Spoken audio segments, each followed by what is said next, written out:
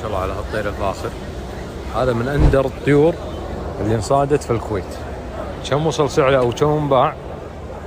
209,000 دينار كويتي، يعني كم تقريبا على حد المليون، على حد 3 مليون يمكن سعودي، أو 2,800 ريال، 2,800,000.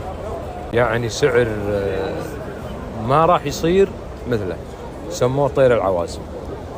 طبعا هذا الطاروح أحمد مسلم هو اللي صايد الطير، وانباع عند مركز هاشم الصليلي. طير الشيخ أحمد الفهد، طير نادر ولا راح يكرره التاريخ نهائيا. هني قرنا، هني فرخ 2013 وهني قرناس 2023. هذه صورة العام. شو ما شاء الله، يعني طير صار عليه طير حكام على قولتهم، مكتوب طير حكام. شو ما شاء الله تبارك الرحمن.